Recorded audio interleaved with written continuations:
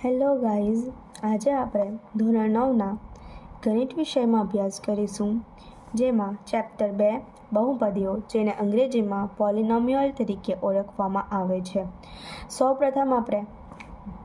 સૌપ્રથમ તમે જાણો છો કે સમીકરણ કોને કહેવામાં આવે છે. સમીકરણ એટલે કે 2x + 5 = 0. તો આ એક સમીકરણ છે. હવે આ સમીકરણમાં આ જે 5 છે એ એક સંખ્યા છે. તો આ 2x એ શું છે?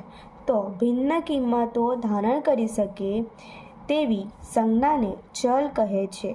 ચલને x, y, z વગેરે સંકેતથી દર્શાવાય છે. તો આ x જે છે એ એક ચલ છે. હવે આ સમીકરણને આ રીતે લખવાની જરૂર શા માટે પડી, એટલે કે બહુપદીનો ઉપયોગ શા માટે કરવામાં આવે છે, તો આપણે એ સમજીએ. ધારો કે આ એક રૂમ છે. રૂમની ચારે બાજુ દિવાલનો માપ 10 સેન્ટીમીટર, 10 સેન્ટીમીટર, 10 સેન્ટીમીટર અને 10 સેન્ટીમીટર છે. તો આ રૂમની પરિમિતિ કેટલી થશે?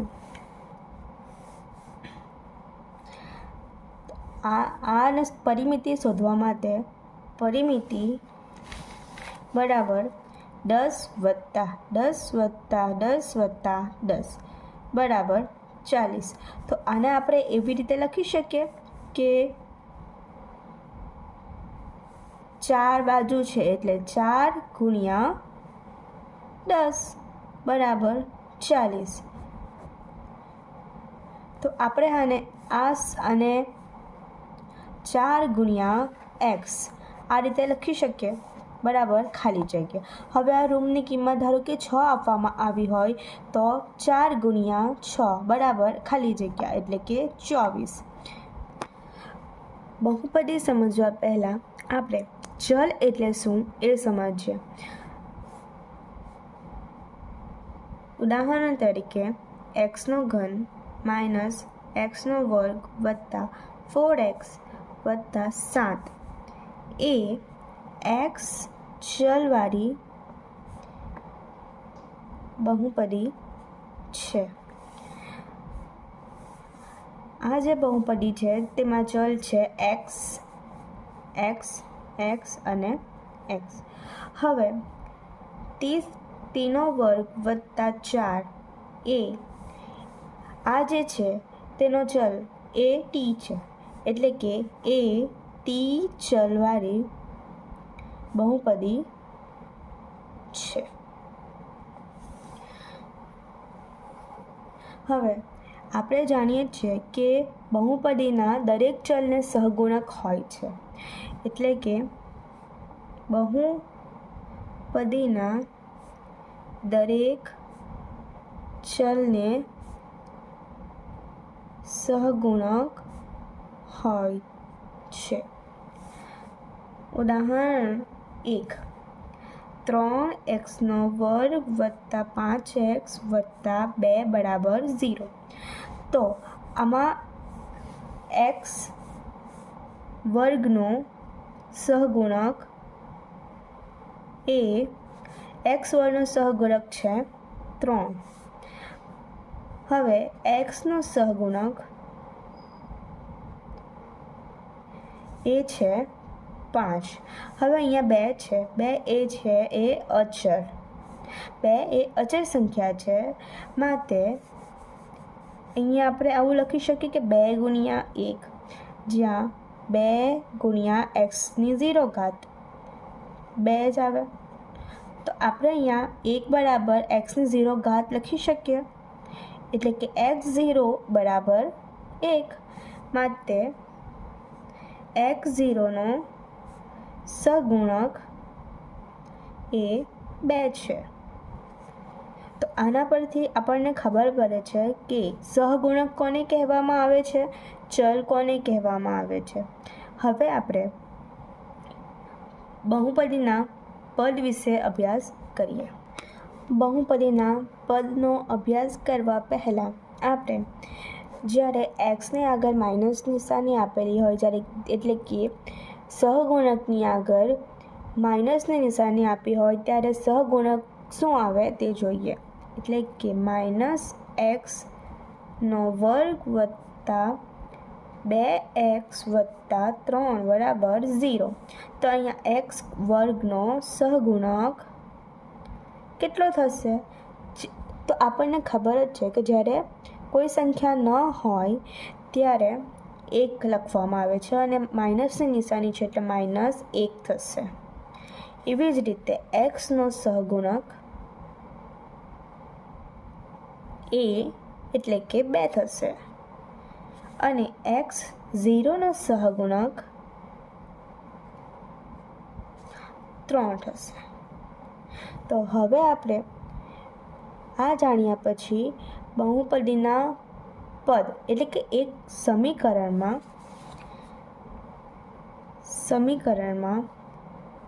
ને પદ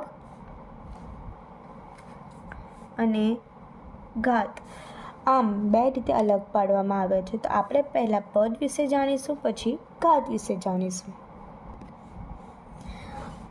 હવે આપણે જોઈશું એકપદી બહુપદી. એકપદી એટલે શું? જે પદાવલીમાં માત્ર એક જ પદ હોય તેવી પદાવલીને એકપદી કહે છે. એટલે કે આપણે ઉદાહરણ દ્વારા સમજીએ. ધારો કે 2x 2 5x³ -5x² y અને u⁴ આ બધી જેવી સંખ્યાઓ છે એને એક ઘાત એટલે કે એકપદી બહુપદી કહે છે. એટલે કે એક પદવાળી બહુપદી. આ બધા એક પદવાળી બહુપદી છે. હવે આપણે દ્વિપદી એટલે શું એ સમજીએ. જે પદાવલીમાં 2 પદ હોય તેવી પદાવલીને દ્વિપદી કહે છે. તો દ્વિપદીના ઉદાહરણ આપણે સમજીએ. ઉદાહરણ 1 x³ -1. હવે તમે અહીંયા જોઈ શકો છો આ એક પદ અને 2 પદ. બે પદ વચ્ચે માઇનસ પ્લસની નિશાની હોય તો તેને દ્વિપદી કહેવામાં આવે. બરાબર 0. બીજું એક ઉદાહરણ દ્વારા સમજીએ. y⁻³ વત્તા 1 બરાબર 0. અહીંયા તમે જોઈ શકો છો y⁻³ વત્તા 1. તો આ થયું એક પદ, આ થયું બીજું પદ. એટલે કે 2 પદવાળી બહુપદી એટલે કે દ્વિપદી કહેવાય છે. હજુ એક ઉદાહરણ દ્વારા સમજીએ આપણે. y⁻² -y⁵ બરાબર 0. આપણે અહીંયા પદ જોઈએ છે. પદ કોને કહેવામાં આવે કે y 2 પદ છે અને વચ્ચે માઇનસ અથવા પ્લસની નિશાની હોય એને પદ કહેવામાં આવે છે.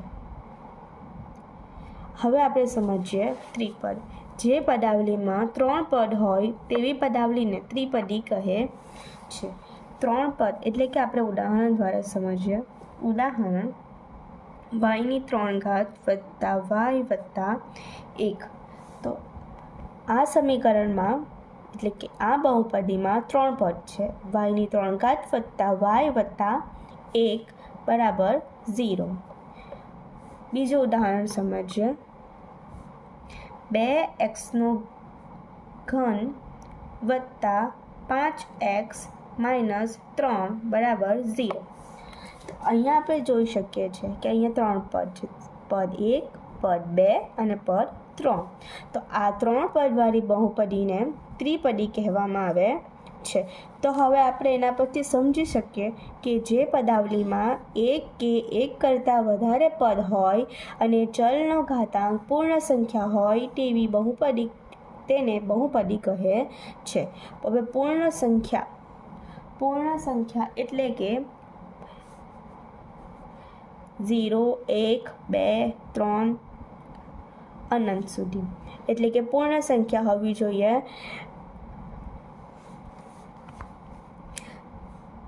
આપણે પૂર્ણ સંખ્યા એટલે શું એ સમજીએ. હવે તો એક્સનો 1/2 વત્તા 5x - 3. તો આ જે બહુપદી છે તે પૂર્ણ સંખ્યા નથી, ઘાતાંક એનો પૂર્ણ સંખ્યા નથી. પૂર્ણ સંખ્યા એટલે કે 1, 2, 3 એવી પૂર્ણ સંખ્યા હોવી જોઈએ, તો જ તેને બહુપદી કહેવામાં આવે છે. બહુપદીની ઘાત પૂર્ણ સંખ્યા હોય તો તેને બહુપદી કહેવામાં આવે છે. તો અહીંયા આપણને સમજ પડી કે બહુપદી એટલે શું, કે જે પદાવલીમાં એક કે એક કરતાં વધારે પદ હોય અને ચલનો ઘાતાંક પૂર્ણ સંખ્યા હોય તેને બહુપદી કહે છે. તો હવે આપણે સમજીએ કે જો બહુપદીમાં ચલ તરીકે x હોય તો આપણે બહુપદીને p(x) અથવા q(x) અથવા r(x) વગેરે તરીકે ઓળખીશું. હવે એના આપણે ઉદાહરણ જોઈએ.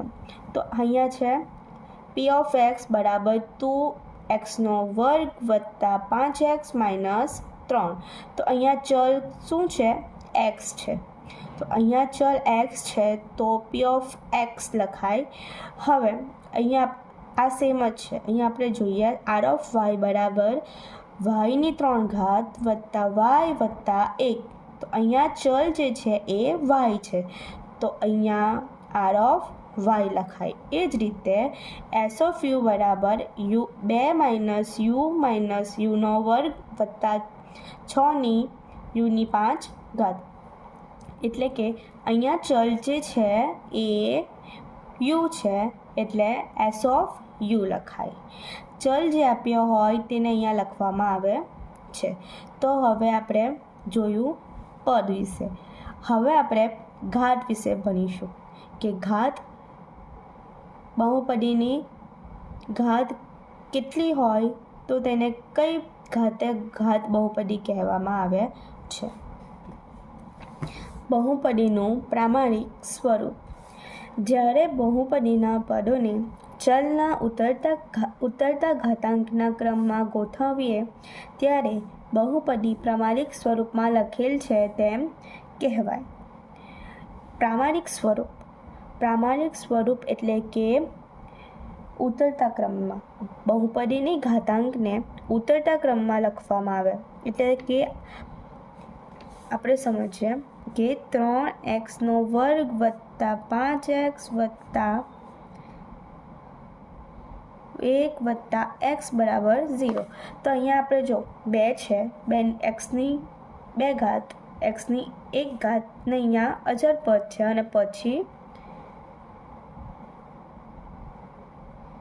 x3 છે. તો આ જે ઘાતાંક છે એને બહુપદીના જે ઘાતાંક છે તેને ઉતરતા ક્રમમાં એના પદ લખવાના. એટલે કે પહેલાં x3 વત્તા 3x² વત્તા 5x વત્તા 1 = 0. તો આ બહુપદીની ઘાતાંકને ઉતરતા ક્રમમાં લખવામાં આવે તો તેને બહુપદીનું પ્રામાણિક સ્વરૂપ કહેવામાં આવે છે. અહીંયા આપ્યું જ છે કે બહુપદીના પદોને ચલના ઉતરતા ઘાતાંકના સ્વરૂપમાં ગોઠવીએ ત્યારે બહુપદીનું પ્રામાણિક સ્વરૂપ મળે છે. હવે અહીં આપણે જોઈ શકીએ છીએ 3x² વત્તા 1 વત્તા x. તો આ બહુપદી છે એ પ્રામાણિક સ્વરૂપમાં ગોઠવાયેલી નથી, કેમ કે પહેલાં x² છે, પછી અચળ પદ છે અને પછી x છે. તો અહીંયા આપણે એને લખવું હોય તો 3x² વત્તા x વત્તા 1 = 0. આ બહુપદી છે એ પ્રામાણિક સ્વરૂપમાં છે. x5 વત્તા x3 વત્તા 2 = 0. હવે આપણે જોઈશું બહુપદીની ઘાત. જ્યારે બહુપદીને પ્રામાણિક સ્વરૂપમાં લખેલી હોય ત્યારે તેનું પ્રથમ પદ અગ્રપદ છે અને તેમાં ચલનો ઘાતાંક એ બહુપદીની ઘાત કહેવાય છે. એટલે કે અહીંયા આપણે આ સમીકરણમાં સમજીએ કે x3 વત્તા 3x² વત્તા 5x વત્તા 1 = 0. તો આ સમીકરણમાં બહુપદીની ઘાત એટલે કે બહુપદીની ઘાત કઈ છે? તો અહીંયા આપ્યું જ છે કે પ્રામાણિક સ્વરૂપમાં ગોઠવી બહુપદીને આપણે પ્રામાણિક સ્વરૂપમાં ગોઠવીએ અને એ ગોઠવેલી બહુપદીના પ્રથમ પદ જે હોય છે તેને પ્રથમ પદની ઘાતાંક એટલે તેને બહુપદીની ઘાત કહેવામાં આવે છે. એટલે કે આ બહુપદીને આપણે પ્રામાણિક સ્વરૂપમાં ગોઠવી અને એ બહુપદીના પ્રથમ પદની ઘાત એટલે કે 3 જે છે એ બહુપદીની ઘાત છે. હવે આ સમીકરણમાં સમજીએ. આ સમીકરણને પ્રામાણિક સ્વરૂપમાં ઓલરેડી ગોઠવેલું છે. 3 x ની 3 ઘાત, x ની 2 ઘાત, x ની 1 ઘાત અને x ની 0 ઘાત. તો આમાં બહુપદીની ઘાત શું છે? તો પ્રામાણિક સ્વરૂપમાં ગોઠવેલું છે એનું પહેલું પદ અને પહેલા પદની ઘાત કેટલું છે? 3 એટલે કે 3. હવે આપણે સમજીએ અચળ બહુપદી. અચળ બહુપદી એટલે કે જે બહુપદીની ઘાત 0 હોય તેને અચળ બહુપદી કહે છે. 0 એટલે કે 1 આપ્યો છે તો 1 x ની 0 બરાબર 1 જ થાય, બરાબર. તો x ની 0 ઘાત હોય એને અચળ બહુપદી કહેવામાં આવે છે. હવે આપણે સમજીએ એક ઘાત બહુપદી. જે બહુપદીની ઘાત 1 હોય તેને સુરેખ બહુપદી કહે છે. એટલે કે એક ઘાતવાળી બહુપદી કહેવામાં આવે છે. એટલે કે x અથવા તો y અથવા તો z અથવા તો u અથવા તો r આ બધાની કેટલી ઘાત છે? એક ઘાત છે. તો આને એક ઘાત બહુપદી કહેવામાં આવે છે. એટલે કે ચલની એક ઘાત હોય તેને એક ઘાત બહુપદી કહેવામાં આવે છે.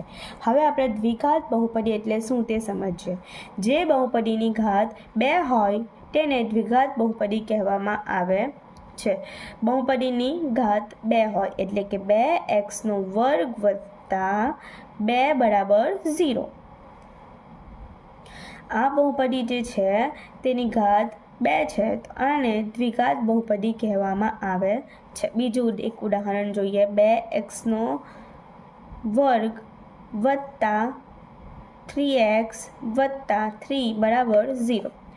તો આ જે બહુપદી છે તેને દ્વિઘાત બહુપદી કહેવામાં આવે છે. એટલે કે 2 ઘાત હોય છે આ બહુપદીમાં.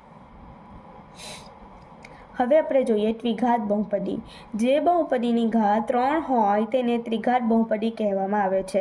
બહુપદીની ઘાત 3 હોય એટલે કે 2x³ + 4x² + 3x + 1 બરાબર 0. તો આ બહુપદીનો ઘાત 3 છે તો તેને દ્વિઘાત બહુપદી કહેવામાં આવે છે. હવે ધારો કે સમીકરણ બહુપદી કંઈક આવી હોય કે 4x³ + 3x + 2 બરાબર 0. તો આને દ્વિઘાત બહુપદી કહેવામાં આવે? તો હા, કહેવામાં આવે. 4x³ એટલે કે ઘન તો છે જ, એટલે જ્યારે xની ઘાત 3 હોય તેને ત્રિઘાત બહુપદી કહેવામાં આવે છે, ભલે વચ્ચેના પદ ના હોય. બરાબર, અહીંયા ઘાતની વાત થાય છે, પદની વાત નથી થતી. એટલે કે ઘાત 3 હોય તો એને દ્વિઘાત બહુપદી કહેવામાં આવે છે. તો અહીં આપણે બહુપદીની એટલે શું, બહુપદીના પદ એટલે શું, બહુપદીની ઘાત એટલે શું અને બહુપદીની પ્રામાણિક સ્વરૂપ એટલે કે બહુપદીની સમીકરણની સામાન્ય માહિતી મેળવી. હવે આપણે આગળના ક્લાસમાં અભ્યાસ કરીશું. Thank you.